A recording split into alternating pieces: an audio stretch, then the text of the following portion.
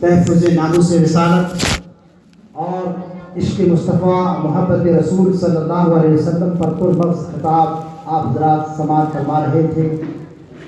دل کو یہ کر رہا تھا کہ بس حضرت فرماتے جائیں اور ہم سنتے جائیں۔ اے عشق تیرے صدقے جلنے سے چھٹے سستے، اے عشق تیرے صدقے جلنے سے چھٹے سستے، جو آگ بجھا دے گی، جو آگ لگا دے گی وہ آگ، جو آگ بجھا دے گی وہ آگ لگائی ہے۔ عزیزان محترم، اب بلا تاخیر کیونکہ حکم ہوا ہے نعت پاک مصطفیٰ صلی اللہ علیہ وآلہ وسلم کا، لیکن وقت کی بہت قلت ہے۔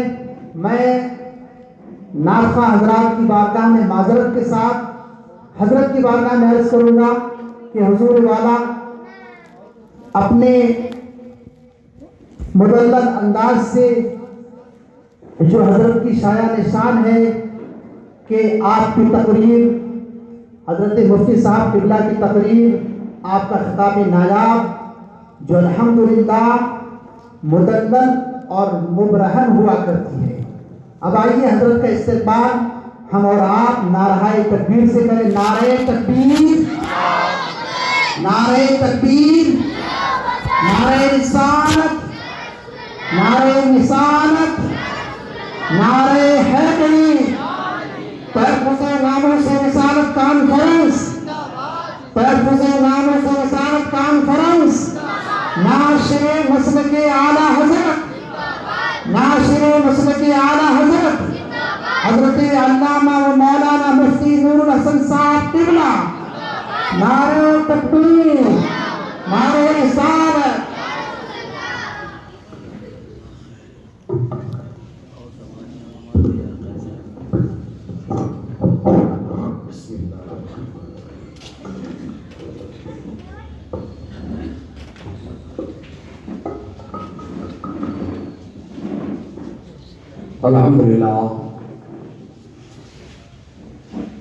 الحمدللہ رب العالمین والصلاة والسلام علی سید الانبیاء والمرسلین وعلی آلہ واصحابہ اجمعین اما بعد۔ اعوذ باللہ من الشیطان الرجیم، بسم اللہ الرحمن الرحیم، وللہ العزہ ولرسولہ وللمؤمنین، صدق اللہ مولانا عظیم وبلغنا رسولہ النبی الامین المتین الکریم، ونحن على ذلك لمن الشاهدين والشاكرين والحمد لله رب العالمین۔ باوقار علماء اہل سنت، عوام اہل سنت، السلام علیکم ورحمۃ اللہ وبرکاتہ۔ آئیے ناموس رسالت کے مجھ سے پیشتر آپ نے سی صاحب کو سماعت کیا، اور آقا کی عزت کی جو بات کرتا ہے حقیقت میں اللہ اسے ہی عزت عطا فرماتا ہے۔ جو حضور کے ناموس پر پہرا دیتا ہے اللہ تعالیٰ اس کے ناموس میں اضافہ فرماتا ہے۔ ماشاءاللہ بڑی شاندار گفتگو رہی۔ آئیے کچھ معروضات آقا کی بارگاہ میں پیش کیے جائیں۔ اس سے پیشتر ایک حدیث پاک پر عمل کریں کہ حضور صلی اللہ علیہ وسلم نے فرمایا فتاوی رضویہ کے اندر کہ جب وہ کوئی بندہ ایک بار درود پڑھتا ہے تو اللہ تعالیٰ ایک فرشتے کو پیدا فرماتا ہے۔ بہت اطمینان سے بولے، زور سے بولے نا پیارے۔ سستی بھگانے کا سب سے بہترین فارمولہ ہے جی، اللہ کے ذکر کی نیت سے بولتے رہے خالی۔ تو جیسے ہی ایک بندہ ایک مرتبہ درود پڑھتا ہے اللہ تعالیٰ ایک فرشتے کو پیدا فرماتا ہے، اس کو حکم دیتا ہے کہ تم حوض کوثر میں غوطہ لگاؤ۔ فرشتہ غوطہ لگاتا ہے، لگانے کے بعد اپنے بدن کو جھاڑتا ہے۔ حالانکہ وہ نور ہے، حالانکہ وہ نور ہے۔ لوگ سمجھتے ہیں کہ نور کا بدن نہیں ہوتا، لیکن یہاں بدن بھی ہے، پانی بھی ہے اس کے اوپر۔ غوطہ لگا کے باہر نکلتا ہے، جھاڑتا ہے اپنے بدن کو، تو اس سے کچھ قطرات گرتے ہیں۔ جتنے قطرات گرتے ہیں اللہ تعالیٰ ہر قطرے سے ایک فرشتے کو پیدا فرماتا ہے، اور سارے فرشتوں کو حکم دیتا ہے کہ جس بندے نے میرے محبوب پہ درود پڑھا تھا قیامت تک تم ان کی بخشش کی دعا کرتے رہو۔ تو آقا علیہ السلام پر درود پڑھنا در حقیقت اپنے لیے بخشش کا سامان مہیا کرنا ہے.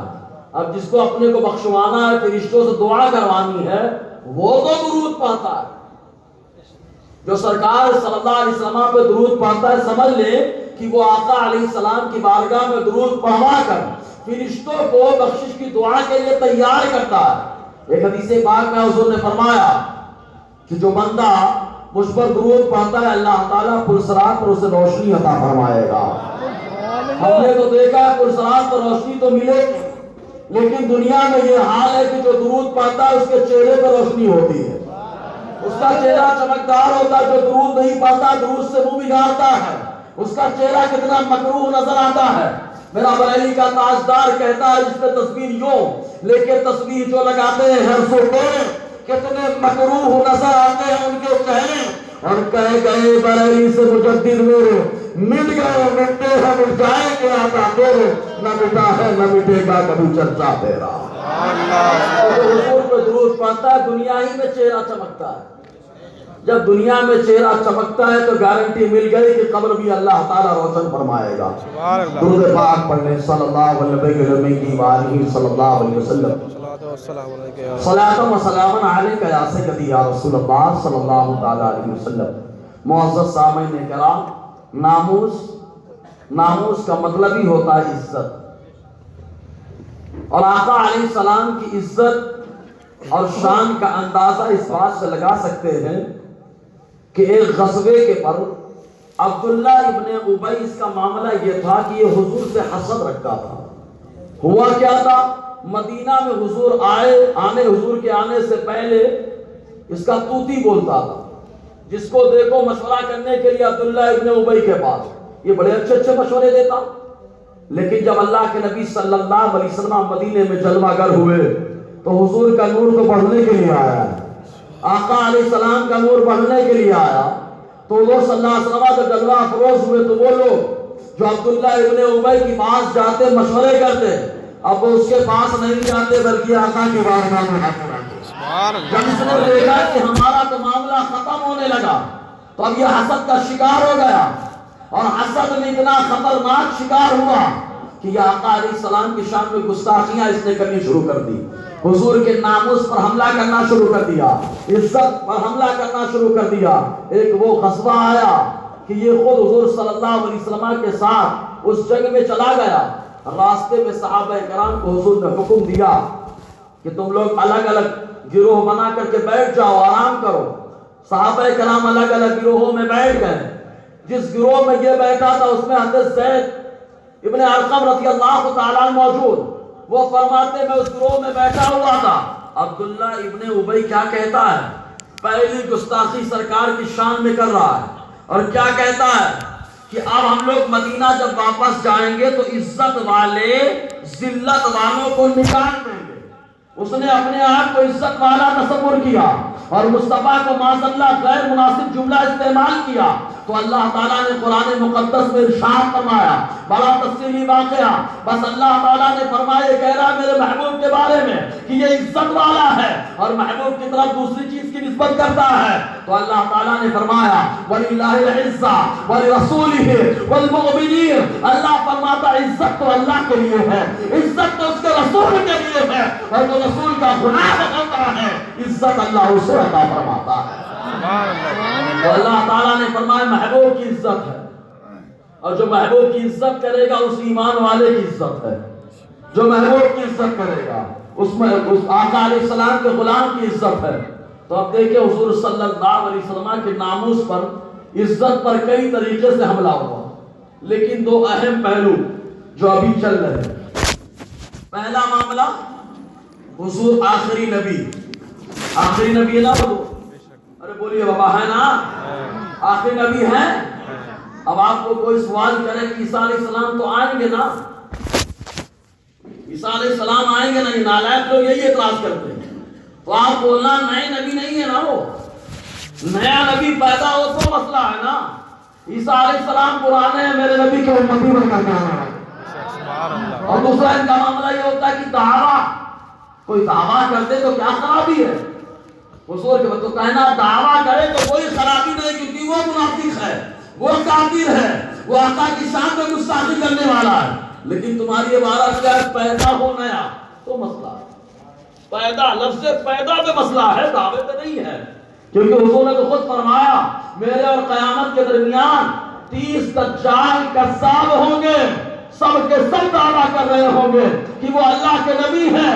حضور نے فرمایا سن لو، میں اللہ کا نبی آخری ہوں، میرے بعد کوئی نہیں. میں کیا ہوا بھائی؟ میں کی آواز وہ تھوڑا سے اس کے آواز بیٹھنے کی آواز لگ رہی ہے. دیکھو اللہ آپ کو سلامت رکھے بھائی میرے. ماشاءاللہ چہرہ اگر چہرے پہ نور عطا فرما دے، نماز کی برکتیں عطا فرما دے، آپ کے گھر میں عاشق رسول پیدا فرمائے. جی ماشاءاللہ درود پاک پڑھ لیں صلی اللہ علیہ وسلم. صلاۃ و سلام علیک یا سیدی یا رسول اللہ صلی اللہ علیہ وسلم. تو پہلا معاملہ کیا؟ حضور صلی اللہ علیہ وسلم آخری نبی. اور یہ بھی کلیئر ہے کہ آقا علیہ السلام پہلے نبی بھی ہیں. دونوں پہ سمجھنا. قادیانیوں نے حملہ کہاں کیا؟ آخری پر. اور قادیانیوں کا جو اللہتی بھائی ہے، بلکہ ہم یہ کہیں کہ ان کا باپ ہے، اس باپ نے حملہ کیا اول پہ. اس نے کیا کہا؟ حضور جب پیدا ہوئے تو نبی نہیں، معاذ اللہ 40 سال میں نبی بنے. پہلے اس پر دیکھتے ہیں. اللہ تبارک و تعالیٰ کا وعدہ سچا وعدہ. ٹھنڈے دماغ کو سننے کے موڈ میں ہے نا بھائی؟ کافی ٹھنڈی لگ رہی ہے، گرمی لگ رہی ہے، آپ کو ٹھنڈک لگ رہی ہوگی. اگر ٹھنڈک لگ رہی ہے تو ایک بار بول دو یا سبحان اللہ. جبرائیل نے سب سے پہلے سبحان اللہ کہا ہے. سب سے پہلے کہا تو اللہ تعالیٰ نے انبیاء کا ساتھی اور انبیاء کا خادم مجھے بنا دیا. تو معلوم یہ ہوگا کہ جو انبیاء کا ساتھی جنت میں بننا چاہتا ہے اور دنیا میں خادم بننا چاہتا ہے، الحمدللہ سبحان اللہ بولنا اسی کے نصیبے میں آیا. دوسرا تو تالی بجا کے کام چلاتا ہے، بالکل بیچ والے کی طرح، نہ ادھر نہ ادھر، وہ تالی بجاتا ہے. ہم دیوانے تو بولتے ہیں، بول رہے ہیں. اب ٹھنڈے دماغ سے سنیں، اللہ کا وعدہ سچا وعدہ. پہلے یہ بات دیکھیں اللہ تعالیٰ قرآن میں کیا فرماتا ہے؟ وَلَلْآخِرَةُ خَيْرٌ لَكَ مِنَ الْأُولَىٰ. ایک دم ٹھنڈے دماغ سے سمجھنا ہے. اللہ تعالیٰ نے فرمایا محبوب آنے والی زندگی پچھلی زندگی سے بہتر ہے. آنے والی زندگی، مستقبل کی زندگی یہ ماضی کی زندگی سے بہتر ہے. فیوچر کی زندگی پاسٹ کی زندگی سے بہتر ہے. اب ہم آپ دیکھتے ہیں آقا علیہ السلام ماضی میں کیا رہے. اللہ کا وعدہ سچا وعدہ، اور جو اللہ کے کلام پر کلام کرے اس کے اوپر بھی ہم کلام کریں کہ اس آدمی کے ایمان کا معاملہ گڑبڑ. اللہ کا وعدہ سچا وعدہ کہ محبوب آپ کی ماضی کی زندگی اس سے بہتر ہے آنے والی زندگی. تو ماضی میں سرکار کیا؟ تو ترمذی کی حدیث پاک جس کے راوی ابو ہریرہ رضی اللہ تعالیٰ عنہ، حدیث حسن صحیح ہے. حضور صلی اللہ علیہ وسلم کی بارگاہ میں صحابہ حاضر، عرض کرتے ہیں اللہ کے نبی صلی اللہ علیہ وسلم متا وجبت تک نبوہ یا رسول اللہ. اور دلائل النبوہ کے اندر یہ عبارت آئی متا کتبت نبی یا رسول اللہ. اے اللہ کے نبی صلی اللہ علیہ وسلم آپ کو نبی کب لکھا گیا؟ بول دو یار. حضور نہیں فرما سکتے تھے صفا پہ چڑھا تھا 40 سال کی عمر میں، صفا پہ چڑھا تھا تم لوگ کے سامنے تو میں نے اعلان کیا. لیکن صحابہ نے جو سوال کیا، آقا علیہ السلام ان کے سوال کا منشا جانتے ہیں کہ ان کو معلوم تو ہے کہ 40 سال میں اعلان ہوا ہے، تو کیا 40 سال نہیں بنے کیا؟ میں تو کہتا ہوں صحابہ کی نظریں گستاخوں کو دیکھ رہی تھی کہ گستاخی کرنے والے، لہذا سوال کر کے ان کے سوال کو ختم کر دو اور دیوانوں کے عقیدے کو مضبوط کر دو. اس لیے صحابہ کرام نے پوچھا حضور کب نبی لکھے گئے؟ تو آقا علیہ السلام نے فرمایا کن تو نبی کے بعد بین روح والجسد، میں اس وقت نبی تھا. تھا کی بات ہو رہی، بہت پہلے بن چکا ہوں. میں اس وقت نبی تھا جب تمہارے باپ آدم علیہ السلام روح اور جسم کے درمیان، دوسری بار اپنے مٹی اور پانی کے درمیان تھے. اب ہم کہتے ہیں ماضی کی زندگی سرکار کی ہے کہ اللہ نے نبی بنا دیا. جب کچھ نہیں بنا، انسانیت نہ بنی، نہ آدم بنے، تب اللہ نے نبی بنا دیا. اب یہ ماضی کی زندگی ہے، اب ماضی کی زندگی ہے، اور ماضی کی زندگی سے بہتر ہے آنے والی زندگی. اگر حضور پیدا ہو نبی نہ رہے تو قرآن کی آیت پر عمل نہیں ہو سکے گا. اس لیے جب آقا پیدا ہوئے تو اللہ تبارک و تعالیٰ نے نبی بنا کر پیدا فرمایا. سبحان اللہ. اس عقیدے کا اظہار خالی ہم نے نہیں کیا، خود ہمارے نبی نے فرمایا. کہا کیسے فرمایا؟ تو کہا اٹھاؤ الخصائص الکبریٰ، اٹھاؤ شواہد النبوہ. شواہد النبوہ کے اندر علامہ عبد الرحمن جامی نے لکھا، فرماتے جب حضور پیدا ہوئے تو سجدے میں گئے، اور جب سجدے میں گئے تو زبان پر کلمہ ہے رب ہب لی امتی.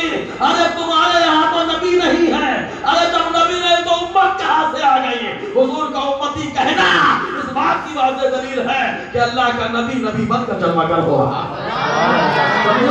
کا تاجدار دیکھتا ہے تو بدستہ کہتا ہے پہلے سجدے پہ روزی ازل سے درود، یادگاری یہ امت پہ لاکھوں سلام. سبحان اللہ. سبحان اللہ. آپ ایک نکتہ اور لے لو، ایک نکتہ اور لے لو. بچہ پیدا ہوتا ہے تو روتا ہے نا؟ ارے بولو نا یار، روتا ہے کہ نہیں؟ جب بچہ روتا ہے تو ڈاکٹر کہتا ہے بھائی ساری نسیں ایک دم کلیئر ہو گئی، خون کا دوران زبردست ہے. نہیں روتا ہے تو بیماریاں ہو جاتی ہیں. بچہ روئے تو سکون مل جائے. اب بچہ جب روتا ہے تو کیا کہتا ہے؟ جب بچہ روتا ہے تو کیا کہتا ہے؟ تو آؤ موطا امام مالک کی شرح ایماء المسالک کے اندر خادم رسول انس بن مالک رضی اللہ تعالیٰ عنہ کا قول موجود، وہ روایت موجود، وہ فرماتے کہ حضور نے فرمایا جب بچہ پیدا ہوتا ہے تو پہلے دن سے لے کر کے 6 مہینہ مکمل ہونے تک جب وہ روتا ہے ہم سمجھتے رو رہا ہے، آقا فرماتے وہ اللہ کی پاکی بولتا رہتا ہے، اللہ کی پاکی بولتا ہے. اور آگے بڑھو، آقا فرماتے جب 7ویں مہینے کا آغاز ہوتا ہے وہاں سے لے کر 12ویں مہینے کے اختتام تک جب بچہ روتا ہے لوگ سمجھتے رو رہا ہے، آقا فرماتے میرے اوپر درود پاک پڑھتا رہتا ہے. اور جب 13ویں مہینے کا آغاز ہوتا ہے وہاں سے لے کر 18ویں مہینے کے اختتام تک جب بچہ روتا ہے لوگ سمجھ رہے رو رہا ہے، آقا فرماتے اپنے والدین کی مسجد کے لیے دعائیں کرتا رہتا ہے. اب یہاں پہ نکتہ قابل غور، بچہ پیدا ہو تو روئے اللہ کو یاد کرے، ایسے ہی ہے نا، اللہ کو یاد کرے. کہا حضور نے تو اللہ کو یاد نہیں کیا، امت کو یاد کیا. خالی ربی کا ہاتھ ذکر کیا ہے، اللہ میری امت میرے حوالے کر. حضور نے امت کو کیوں یاد کیا؟ ڈائریکٹ اللہ کا ذکر کرنا چاہیے نا. کیا وجہ ہے؟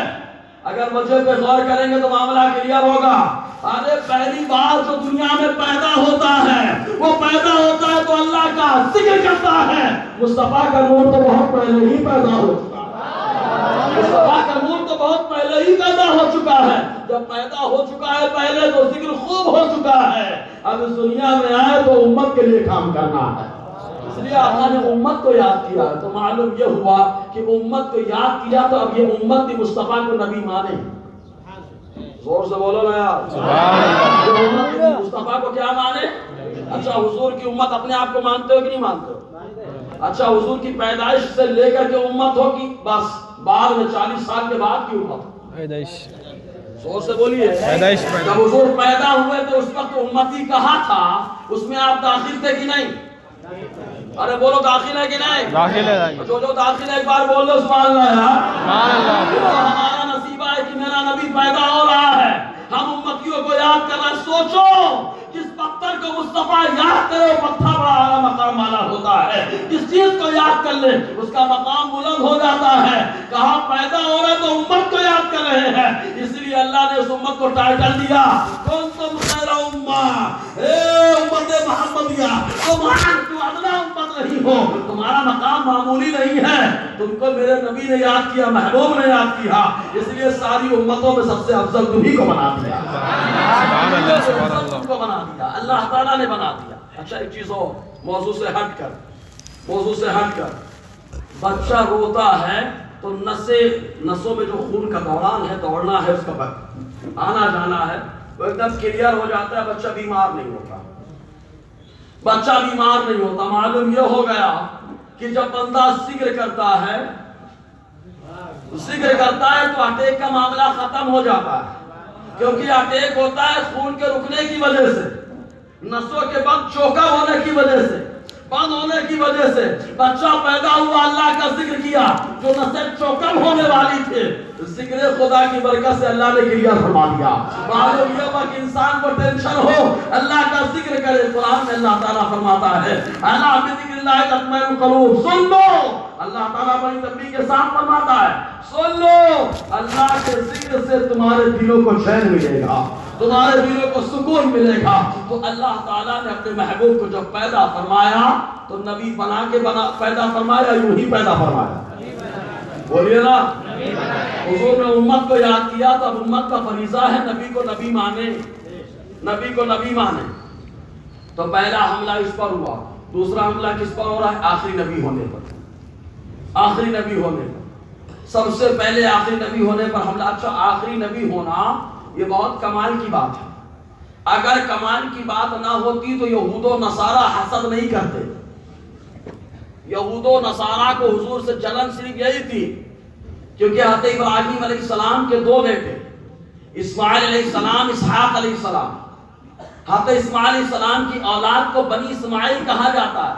حضرت اسحاق علیہ السلام کے جو بیٹے ہیں یعقوب، ان کا لقب اسرائیل ہے۔ کیوں لقب پڑا اس کی وجہ بھی سن لو۔ وہ لقب اس وجہ سے پڑا کہ حضرت اسحاق علیہ السلام نے یعقوب علیہ السلام سے فرمایا بیٹا تم دروازے پہ کھڑے رہنا، میں اندر اللہ کی عبادت کر رہا ہوں، اگر کوئی آئے تو اندر آنے مت دینا۔ چنانچہ اتنے میں جبرائیل آئے، بہت جانے کی اجازت مانگی، نہیں دی اجازت، کہا میرے والد نے منع کیا، میرے والد نے منع فرمایا، اندر جانے کی اجازت نہیں۔ اسحاق علیہ السلام باہر نکل کے آئے، دیکھا، پہچان لیا، اور پہچاننے کے بعد جیسے ہی گفت و شنید شروع ہوئی تو جبرائیل کہتے ہیں اللہ تعالیٰ نے آپ کے بیٹے یعقوب کی جو ادا تھی اللہ تعالیٰ نے اتنی پسند فرمائی کہ ان کو جو ہے اسرائیل کے نام سے یاد کیا۔ اسرائیل مانے ہوتا ہے اللہ کی عبادت کرنے والا۔ تو معلوم یہ ہوگا کہ جو بچہ اپنے ماں باپ کی فرما برداری کرتا ہے اللہ تعالیٰ اس کو اپنی عبادت کا ثواب عطا فرماتا ہے۔ اسرائیل، آپ کی اولاد کو بنی اسرائیل کہا جاتا ہے۔ تو بنی اسرائیل میں بہت سارے نبی آئے اور ان کو یہی یقین تھا کہ آخری نبی بھی ہم میں آئیں گے۔ ان کے علماء کو، ان کے بڑے بڑے علماء کو یقین تھا کہ آخری نبی بنی اسرائیل سے آئیں گے۔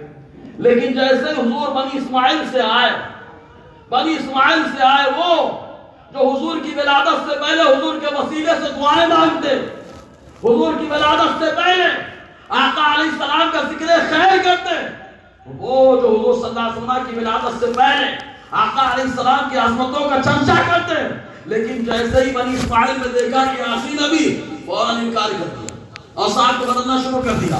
معلوم یہ ہوگا کہ آخری نبی ہونا بہت کمال کی بات ہے۔ کبھی تو یہود و نصارہ چل رہے ہیں، حسد کر رہے ہیں، لیکن آخری نبی ہونے پر سب سے پہلے حملہ جس نے کیا اس کو مسیلمہ کذاب کہا جاتا ہے۔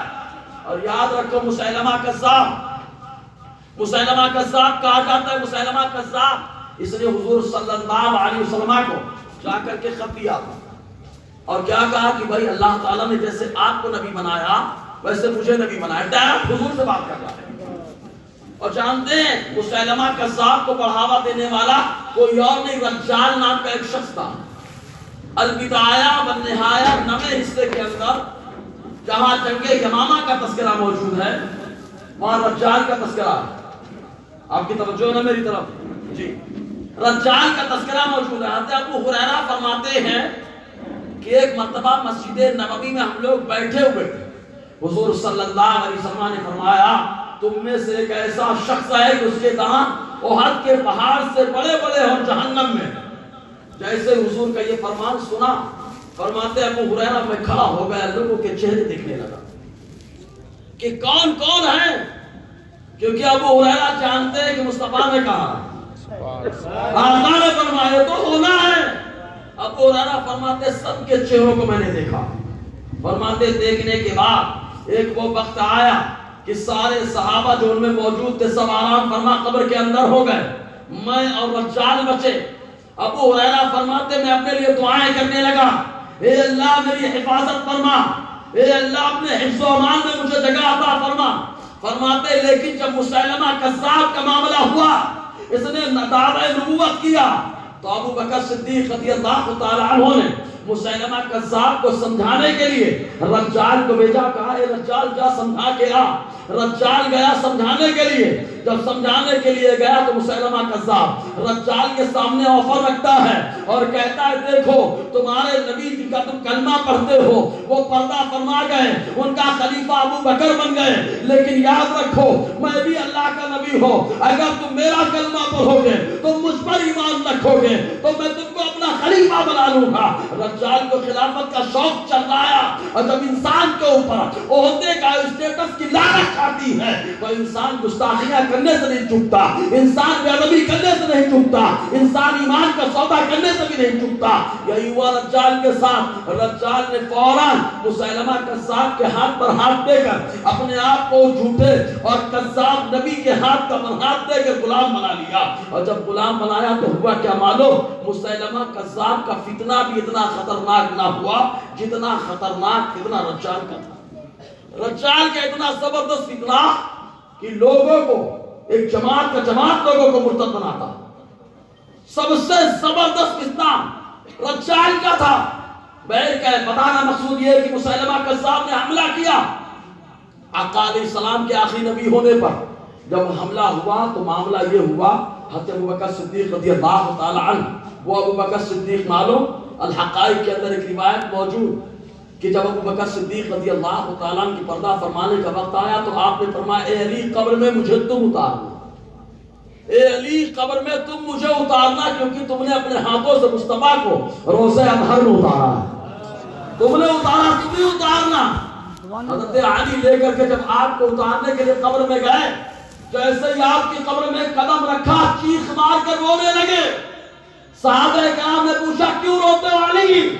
تو کہا کہ ابو بکر کی قبر میں مصطفیٰ کا جلوہ دیکھ رہا ہوں، اور آقا فرما رہے ہیں اللہ یہ میرا ابو بکر ہے، اس کے صدقے میں جو میری امت نے بوڑھے ان کے سارے گناہوں کو معاف کرا۔ ہم غریبوں کو نصاب یاد اس کی اپنی عادت کی۔ ابو بکر صدیق کو یہ مقام کہاں سے ملا؟ ابو بکر نے آقا علیہ السلام کے نام اس پر پہلا دیا۔ مسیلمہ کذاب نے جب آخری نبی ماننے سے انکار کر دیا تو مقابلہ کرنے کے لیے ڈٹ گئے ابو بکر صدیق۔ جانتے کچھ صحابہ آئے اور کہا اے اللہ کے نبی صلی اللہ علیہ وسلم کیسے ہم فرق کریں گے؟ وہ بھی تو ٹوپی لگاتے ہم بھی ٹوپی لگاتے، وہ بھی داڑھی والے ہم بھی داڑھی والے، وہ بھی نماز والے ہم بھی نماز والے، وہ بھی روزے کی باتیں کرتے ہم بھی روزے والے، وہ بھی آسمانی کتاب کی باتیں کرتے ہم بھی قرآن کی باتیں کرتے، کیسے فرق ہوگا؟ تو صدیق اکبر نے فرمایا جب مقابلہ ہو تو ایک نعرہ لگانا، آقا علیہ السلام کے نام کا نعرہ، جس کو آج کے زمانے میں یا رسول اللہ کہا جاتا ہے۔ جب یہ نعرہ لگاؤ گے تو تمہارے نعرے کا ساتھ دے سمجھ لینا کہ وہ مصطفیٰ کا غلام ہو۔ اس نعرے نے فرق اس دور میں بھی کیا تھا، آج بھی فرق کر رہا ہے۔ دیوانوں نے ایک نعرہ پیدا کیا جس نعرے کو کہا جاتا ہے لبیک لبیک، اٹھا کے ہاتھ لگا دو پیارے، لبیک لبیک لبیک۔ اس میں بابا جان کا ایک جملہ بڑا پیارا یاد آتا ہے۔ آپ فرماتے جو قوم اپنے نبی کے نام پہ ہاتھ نہیں اٹھا سکتی، جو قوم اپنے نبی کے نام پر ہاتھ نہیں اٹھا سکتی وہ گردن کب آئے گی؟ ہاتھ اٹھانے میں تو شرماتے کہ چار لوگ دیکھ رہے کیا کہیں گے۔ ارے آپ غور کرو، ابو لہب نے انگلی خالی اٹھائی، اللہ جہنم میں پانی دے رہا ہے۔ مصطفیٰ کے نام پہ اٹھی تھی وہ انگلی، خدا کی قسم جو انسان اٹھے گا مصطفیٰ کی عظمت پر اللہ تعالیٰ اس کے نام کا چرچا پوری دنیا میں فرما دے گا۔ بتا دو دیوانوں نہ آیا لبیک لبیک لبیک لبیک یا رسول اللہ، لبیک لبیک لبیک یا رسول اللہ، لبیک لبیک لبیک یا رسول اللہ۔ ہمارے نوجوان شرما رہے ہیں، آقا کے نام پہ شرما رہے ہیں، بڑی افسوس کی بات ہے یار۔ اس نعرے کا مطلب جانتے ہیں؟ یہ نعرہ کوئی اپنے گھر سے نہیں آیا، یہ نعرہ ابو بکر صدیق کے در سے آیا ہے۔ ابو بکر صدیق نے دیا کہ جب آقا کی عظمت پہ حملہ ہو اس وقت جو یہ نعرہ لگائے گا سمجھ لینا مصطفیٰ کا غلام ہوگا۔ آقا علیہ السلام کی عظمت کا قائل ہوگا، شرک ٹھہرے جس میں تعظیم نبی اس برے مذہب پہ لعنت ہوگی۔ مسیلمہ کذاب سے حملہ جب معاملہ ہوگا، معلوم یہی مسیلمہ کذاب ہے۔ ایک صحابی ہے جن کا نام خبیب ہے، اور کچھ لوگوں نے تصغیر کے ساتھ خبیب بھی پڑھا، لیکن بڑا عجیب سا لگتا ہے تصغیر کے ساتھ۔ صحابی کو تصغیر کے ساتھ بہرحال ہے کچھ صحابہ کرام تصغیر کے ساتھ بھی ان کا نام اسید ابن حضیر ہے، بہت سارے صحابہ ہیں۔ کچھ لوگوں نے خبیب کہا، کچھ لوگوں نے خبیب کہا۔ معلوم حضرت خبیب رضی اللہ تعالیٰ عنہ حضرت خبیب کو مسیلمہ کذاب کے لوگوں نے گرفتار کر لیا۔ اور کیوں گرفتار کیا تھا معلوم؟ خالی دجال کے جھانسے میں آ کر لوگوں کو، اور کیوں گرفتار کیا تھا معلوم؟ خالی دجال کے جھانسے میں آ کر لوگوں کو جمع کیا گیا تبلیغ کے لیے۔ دجال پہنچا تو حضرت خبیب یا حضرت خبیب رضی اللہ تعالیٰ عنہ اس کے خلاف کھڑے ہوئے تو سب مسیلمہ کذاب کے ماننے والے ان کو پکڑ لیا اور لے جا کر کے مسیلمہ کذاب کے سامنے رکھ دیا۔ مسیلمہ کذاب آپ کو مانتا ہے، ہاتھ میں چھری دیتا ہے، چاقو لے کر کے لوگ اگر ایمان کا سودا کریں، آج ہمارے ایسے بھی امیر اور غریب پائے جاتے ہیں ہجومی تشدد ہو، لوگ کہتے ہیں بول لو کلمہ کفر، ارے یہ رخصت ہے پیارے، عزیمت یہ کہ ڈٹے رہو، اگر جان جائے گی اللہ جنت میں ٹھکانہ سبحان اللہ عظیمت۔ اب یہی اور ایک بات موضوع سے ہٹ کے، شریعت اور طریقت کیا ہے؟ ابھی شریعت اور طریقت سمجھی نہیں پائے ہو۔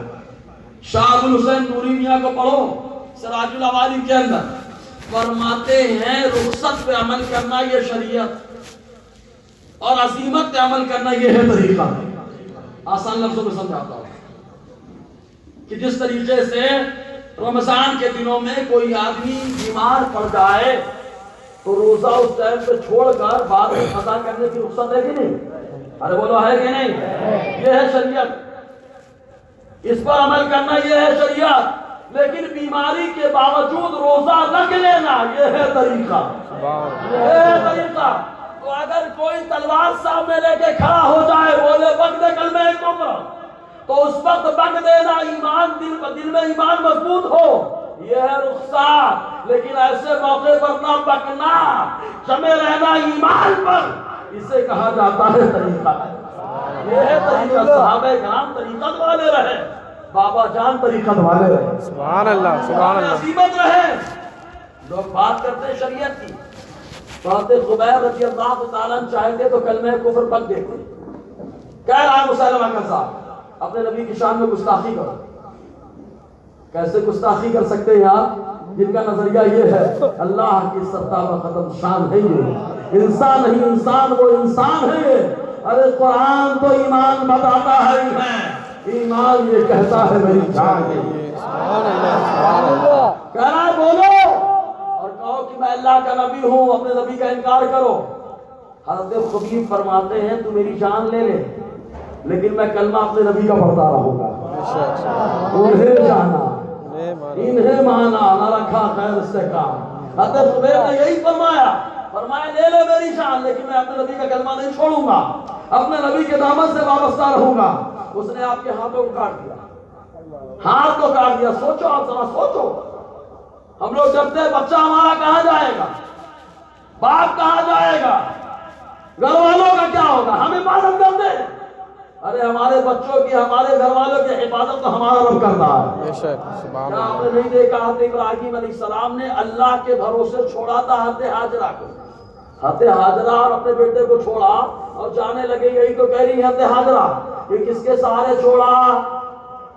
کوئی جواب نہیں ہے میرے سرتاج، کس کے سہارے چھوڑا؟ کوئی جواب نہیں۔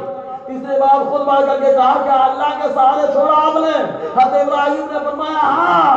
حضرت ہاجرہ کہتی ہے جب اللہ کے بھروسے آپ نے چھوڑا ہے تو اللہ بہترین حفاظت کرنے والا ہے، سبحان اللہ۔ تو اللہ کے بھروسے چھوڑا جائے بچوں کو تو اللہ حفاظت کرنے والا ہے، اور جس کی حفاظت اللہ کرے سامنے موجود ہو نظر نہ آئے، سامنے موجود ہو نظر نہ آئے، واللہ یحسبک من الناس، آقا موجود ہے، آگے ابو جہل یا ام جمیل کہہ لیجئے دوسری روایت پہ، ابو جہل بھی آقا کی بارگاہ میں آیا، گستاخی کے نیت سے آیا، فوراً ہاتھوں کو مارتے ہوئے پیچھے چلا گیا اور اپنے ساتھیوں کو، ساتھی اس کے پوچھتے تو ڈینگ مار کے گیا تھا کہ مصطفیٰ کی گردن تیرے قدم، تو واپس کیوں آ رہا ہے؟ تو کہتا ہے کہ میں نے دیکھا کہ ان کے چاروں طرف حفاظت کرنے والے موجود ہیں، اگر میں قریب جاتا مجھے اچک لیتے۔ آقا علیہ السلام نے فرمایا جو حفاظت کر رہے تھے وہ اللہ کے مقدس فرشتے تھے، اگر ابو جہل آگے بڑھتا تو اس کو ٹکڑے ٹکڑے کر دیتے، ختم کر دیتے۔ اللہ ایسے حفاظت فرماتا ہے۔ ام جمیل کو حضور نظر ہی نہیں آئے، ام جمیل کو حضور نظر ہی نہیں آئے۔ آ کے ابو بکر صدیق سے پوچھتی ہے کہاں ہے تمہارے ساتھی، کہاں ہے تمہارے ساتھی، گفتگو کر کے جا رہی ہے۔ ابو بکر صدیق عرض کرتے سرکار ام جمیل نے تو آپ کو دیکھا ہی نہیں، تو آقا فرماتے یا ابا بکر لم یعرفنی حقیقتی سوى اللہ، اے ابو بکر میری حقیقت تو میرے اللہ کے علاوہ کسی نے نہیں جانا، ارے مصطفیٰ کی شان کیا ہے وہ تو بنانے والا خدا ہی جانتا ہے، یہ مصطفیٰ کا مقام ہے۔ تو حضرت خبیب سے کہہ رہا ہے ہاتھ کاٹ دیا، ہاتھ کو کاٹا جائے، اب ایسے خالی دو ڈنڈے پڑ جائیں لوگ مسجد بند کر دیں، یہ ہماری قوم کی بزدلی کا حال ہے، دو ڈنڈے پڑ جائیں مسجدوں سے بھاگ جائیں۔ یہ 313 اگر ہماری جماعت اور آج کے دور کے ہوتے تو وہاں کٹے نہیں رہتے، کہتے جان بچاؤ گھر والے ہیں، لیکن صحابہ کو معلوم ہے ارے گھر اس وقت سلامت رہے گا جب مصطفیٰ کی عصمت سلامت رہے گا، مصطفیٰ کے ناموس پر پہرا ملے گا، اللہ اس کی حفاظت فرمانے والا۔ ہاتھ کاٹ دیا، ہاتھ کاٹنے کے بعد کہتا ابھی ہاتھ کاٹا ہے، آگے اور بھی کچھ ہوگا، آج جو ہے کہہ دیں اپنے نبی کا انکار کر دے اور کہے کہ میں اللہ کا نبی ہوں، تو حضرت خبیب کیسے کہتے، ان کی ترجمانی کرتے ہوئے میرا بریلی کا تاجدار کہتا کروں تیرے نام پیشہ فدا، نہ بس ایک جا دو جہاں فدا، ارے دو جہاں سے بھی نہیں جی بھرا، کروں کیا کروں وہ جہاں نہیں۔ حضرت خبیب رضی اللہ تعالیٰ عنہ کے ہاتھ کو کاٹا، پاؤں کو کاٹ دیا، کہا اب تو مان لے، اب تو مان لے، تو ان کی ترجمانی کرتے ہوئے بریلی کا تاجدار کہتا ہے ارے آقا علیہ السلام کی بارگاہ میں بڑی عظمت کے ساتھ عقیدت کا نظارہ پیش کرتے اور کہتے ہیں تو میری جان لینا چاہتا ہے لے لے، لیکن کلمہ تو میں اپنے نبی کا ہی پڑھتا رہا ہوں، جس کو ہو درد کا مزہ نازے دوا اٹھائے۔ حضرت خبیب رضی اللہ تعالیٰ شہید ہو گئے، یہ ہے ناموس رسالت اور پہرا دینے والے۔ ہمارے یہاں گستاخیوں پہ گستاخیاں اور اب تو ایک مرتبہ میمورنڈم بھی نہیں پیش کر پا رہے، احتجاج بھی نہیں کروا رہے، آگے بڑھ کے بات بھی نہیں کر پا رہے ہیں، اور آگے بڑھے ایک اور خبیب بن عدی رضی اللہ تعالیٰ، جانتے ہیں خبیب بن عدی رضی اللہ تعالیٰ کا معاملہ کیا ہوا؟ ان کے چہرے پہ چیچک کے دانے تھے، چیچک جانتے ہیں ایک جس پہ گڈھے پڑ جاتے ہیں، ایک دم سیاہ پان گیلانی رنگ، سیاہ پان، کپڑے بھی ان کے پاس پہننے کو نہیں ہوتے، کچھ بھی نہیں ہوتا تھا ان کے پاس، گھر بھی نہیں تھا ان کے پاس، بس جنگل سے کبھی جاتے لکڑیاں کاٹ کے لاتے اور بازار میں فروخت کرتے، کھانے کا انتظام ہو جاتا، اور نہیں انتظام ہوتا تو آقا کی بارگاہ میں چلے جاتے۔ یہ دربار محمد ہے، یہاں حافظوں کا کیا کہنا، آقا کی بارگاہ میں آتے، ایک مرتبہ آتے خبیب بن عدی رضی اللہ تعالیٰ فرماتے ہیں کہ میں نے حضور کی بارگاہ میں عرض کیا اے اللہ کے نبی صلی اللہ علیہ وسلم کاش میری بھی شادی ہو جاتی تو میں بھی اپنے گھر میں رہتا، تو حضور صلی اللہ علیہ وسلم نے یہ نہیں فرمایا کہ شادی ہو جائے گی، آقا فرماتے اللہ نے چاہا تو ہو جائے گا معاملہ۔ حضرت خبیب خوش ہو گئے، حضور نے تسلی دی، چلے گئے۔ کوئی صحابی ان کے پاس بیٹھنا گوارا نہیں کرتا تھا، کوئی بھی نہیں بیٹھتا تھا ان کے پاس، بدن میں کپڑے نہیں ہوتے تھے، پاؤں میں چپلیں نہیں ہوتی، کچھ بھی نہیں تھا ان کے پاس۔ آقا کی بارگاہ میں عرض کیا، چلے گئے۔ دیکھو غریبوں کا کتنا سرکار نے خیال فرمایا، اسی لیے تو بریلی کا تاجدار بار بار کہتا ہے ہم غریبوں کے آقا پہ بے حد درود، ہم فقیروں کی سرمت پہ لاکھوں سلام۔ حضور نے فرمایا اللہ نے چاہے انتظام ہو جائے گا۔ ایک صحابی انصاری حضور کی بارگاہ میں آئے اور آنے کے بعد عرض کرتے ہیں اللہ کے نبی صلی اللہ علیہ وسلم میری بیٹی جوان ہو چکی ہے، اس کی شادی کے لیے دعا فرما دیں۔ حضور نے مسکرا دیا، ارے بولو یار، مسکرانے سے غم دور ہو جاتے ہیں، ہم تو مسکرا کے باپ بھائی سے بھی نہیں مل پاتے ہیں۔ میرے نبی تو سارے صحابہ سے مل رہے ہیں، ہر عاشق سے مل رہے ہیں۔ حضور صلی اللہ علیہ وسلم نے مسکرا دیا۔ حضرت خبیب بن عدی رضی اللہ تعالیٰ کو بلایا، بلانے کے بعد فرمایا فلاں انصاری کے گھر رشتہ لے کر کے چلے جاؤ۔ آج ہمارے یہاں شادی کے موقع پر اگر لڑکا رشتہ لے کر کے چلا، رشتے میں جاتے ہیں دیکھنے کے لڑکی، بھائی دیکھتا ہے برابر لڑکی کو، باپ دیکھتا ہے برابر لڑکی کو، جن کا دیکھنا ناجائز و حرام وہ سب دیکھتے ہیں، لیکن اگر کوئی نہیں دیکھتا تو وہ لڑکا نہیں دیکھتا، اس کو دیکھنے نہیں دیا جاتا۔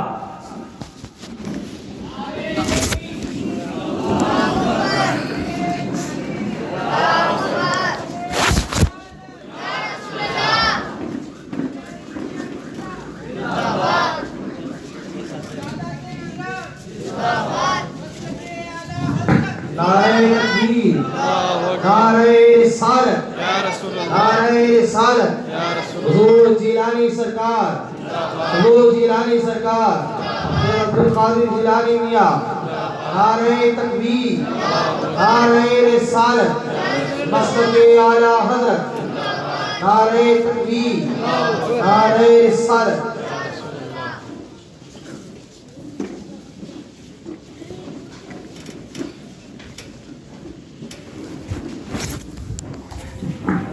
انشاءاللہ